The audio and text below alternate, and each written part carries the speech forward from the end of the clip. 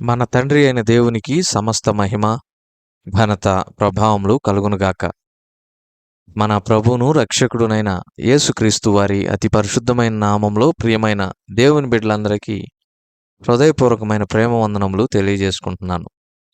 దేవుని పరిశుద్ధ గ్రంథంలో నుండి లేవియా కాండము 25వ అధ్యాయం 29వ వచనం నుండి 34వ వచనం వరకున్న వాక్య భాగాన్ని ధ్యానం చేద్దాం. 29వ వచనం నుండి కొన్ని వచనములను చదువుకుందాం.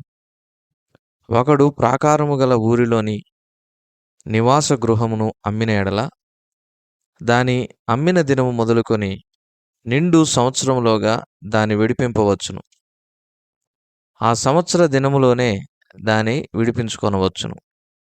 అయితే ఆ సంవత్సర దినములు నిండక మునుపు దాని విడిపింపని ఎడల ప్రాకారము గల ఊరిలోనున్న ఆ ఇల్లు కొనిన వానికి వాని తరతరములకు అది స్థిరముగా నుండును. అది సునాద కాలమున తొలగిపోదు. దేవుడి కొద్ది మాటలను మన కొరకు దీవించునుగాక. ప్రభునందు ప్రియమైన సహోదర సహోదరులారా, చదవబడిన ఈ వాక్య భాగాన్ని మనం గమనించినప్పుడు ఒక పట్టణమునకు ప్రాకారము ఎంత అవసరము అనే విషయాన్ని ఇక్కడ మనం చూస్తున్నాం.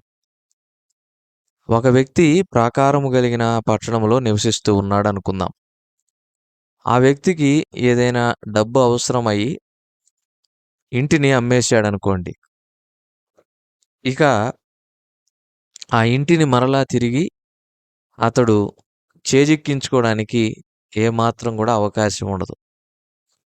ఒకవేళ ఇంటిని అమ్మివేసి అమ్మిన దినం మొదలుకొని సంవత్సరం లోపల గనక అతడు మరలా ఎంతకైతే అమ్మాడో అంత డబ్బును సంపాదించి దాన్నిచ్చి విడిపించుకోగలిగిన శక్తి కలిగిన వాడైతే అలా విడిపించుకోవచ్చు. కానీ అది అమ్మిన తరువాత సంవత్సర దినములు అంటే 365 రోజులు అమ్మిన రోజు నుంచి, ఉదాహరణకు ఈ రోజున మార్చి 6వ తారీఖు, వచ్చే సంవత్సరం మార్చి 6వ తారీఖు లోపల అతడు ఎంతకైతే అమ్మాడో అంత డబ్బును చెల్లించి మరలా దాన్ని గనక విడిపించుకోలేకపోతే ఇక ఎప్పటికీ ఆ ఇల్లు తనది కాదు.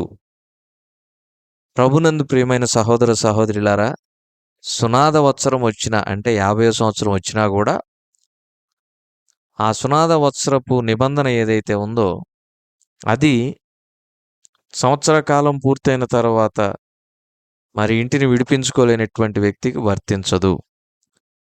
ఇది కేవలము ప్రాకారము కలిగినటువంటి పట్టణములో జరిగేటటువంటి విధి అన్నమాట. ఈ విధి కేవలము ప్రాకారము కలిగిన పట్టణంలో ఇల్లు కలిగినటువంటి వారికి మాత్రమే వర్తిస్తుంది. ప్రాకారము లేనటువంటి పట్టణాలను దేవుని యొక్క వాక్యం ఏమని చెబుతూ ఉందంటే వెలి పొలములుగా చెబుతూ ఉంది. ప్రాకారము లేనటువంటి పట్టణంలో ఉన్న ఇళ్ళన్నీ కూడా వెలి పొలములు అన్నమాట. వెలివేయబడినటువంటి పొలముల క్రింద లెక్క, వెలివేతకు గురైన పొలముల క్రింద లెక్క.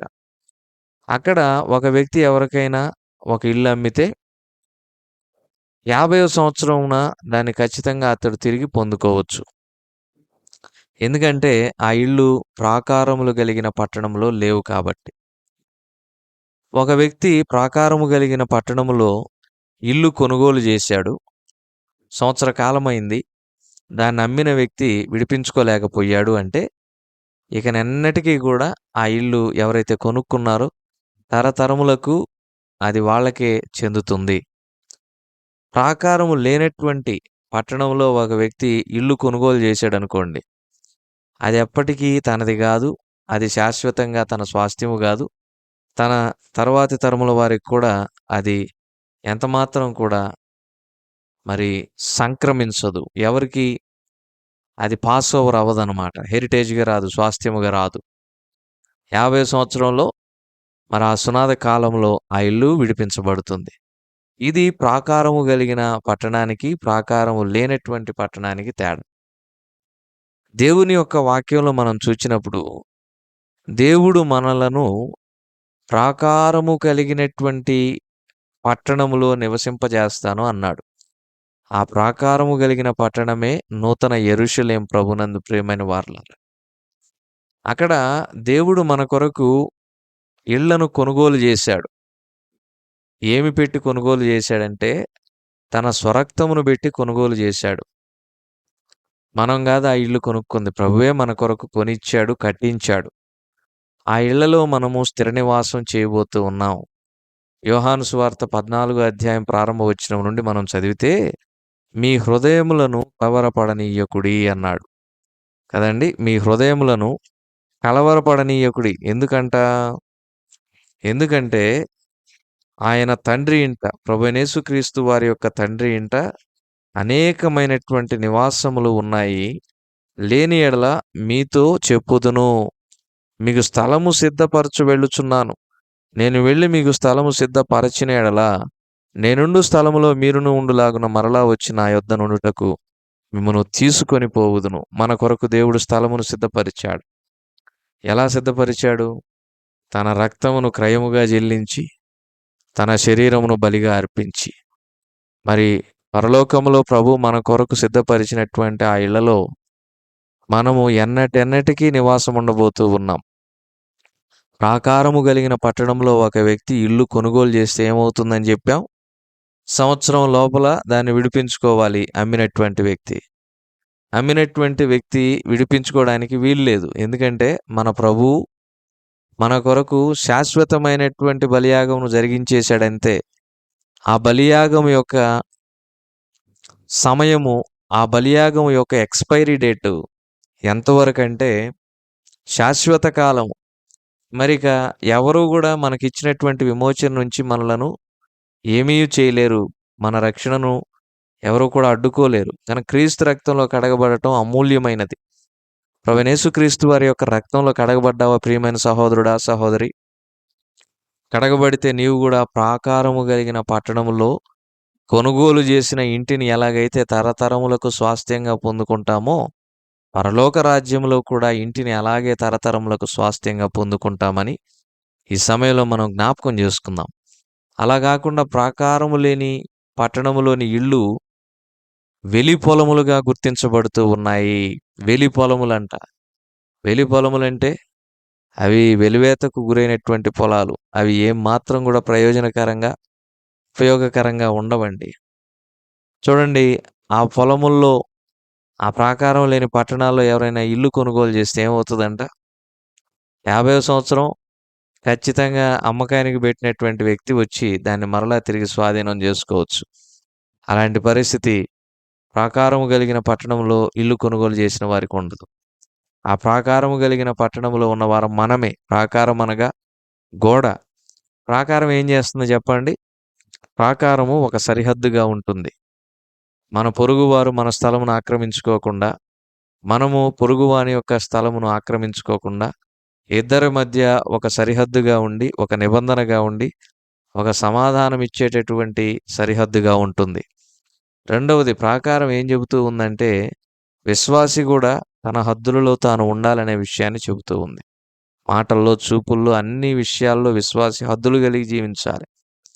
ఆ తర్వాత ప్రాకారం ఏం చెబుతుందంటే, క్రూర మృగాల నుండి ప్రాకారము ఉన్నటువంటి ఇంటిని ఎలాగైతే ఆ ప్రాకారం రక్షిస్తుందో, అలాగే అపవాది నుండి మన ప్రభువైన యేసుక్రీస్తు వారు మనలను రక్షించడానికి తన రక్తముచే ఒక కంచెను, ప్రాకారం ఏర్పాటు చేశాడు. అది తెలియజేస్తూ ఉంది. ఇలా చెప్పుకుంటూ వెళితే ప్రాకారం ఎన్నో పాఠాలు నేర్పిస్తూ ఉందండి. ప్రభునందు ప్రియమైన వారలారా, ఇప్పటి వరకు మనం ప్రాకారము కలిగిన పట్టణంలోని ఇల్లు కొనుగోలు చేస్తే, ప్రాకారము లేనటువంటి పట్టణంలోని ఇల్లు కొనుగోలు చేస్తే అనే విషయాన్ని ధ్యానం చేశాం. ఆ తర్వాత లేవీయులకు మాత్రం దేవుడు ఒక ప్రత్యేకమైనటువంటి కట్టడను నియమిస్తున్నాడు. లేవీయుల పట్టణములు అంటే వారు స్వాధీనపరుచుకున్నటువంటి పట్టణంలోని ఇండ్లను విడిపించుటకు అధికారము లేవీయులకు శాశ్వతముగా ఉంటుంది.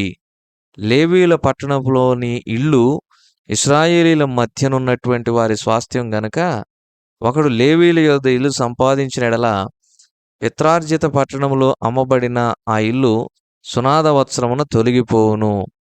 లేవీయులకు మాత్రము ఈ ప్రాకారము కలిగిన పట్టణములోని ఇల్లు ఏదైతే శాశ్వతమైనటువంటి నిబంధన కలిగి ఒకసారి అమ్మివేస్తే మరలా తిరిగి ఎలాగైతే పొందుకోవడానికి వీలు లేకుండా ఉంటుందో అలాంటి కట్టడ లేవీయులకు మాత్రం వర్తించదు. లేవీయులు తమ పట్టణముల ప్రాంత భూములను అమ్ముకోకూడదు. అది వారికి శాశ్వతమైన స్వాస్థ్యం. ఆ తర్వాత విషయం ఏంటంటే, లేవీయుల దగ్గర ఎవరైనా ఒకవేళ ఇల్లు కొనుక్కుంటే ఏమవుతుందంటే, ఖచ్చితంగా సునాద కాలం 50వ సంవత్సరంలో ఏం చేయొచ్చు, వచ్చిన ఆ ఇంటిని మరలా లేవీయులు తిరిగి స్వాధీనం చేసుకోవచ్చు. ఇది లేవీయులకు మాత్రమే మరి దేవుడు నియమించినటువంటి కట్టడ. ప్రభునందు ప్రియమైన వారలారా, లేవీయులనగా దేవుని మందిరంలో యాజకత్వం చేసేవారు.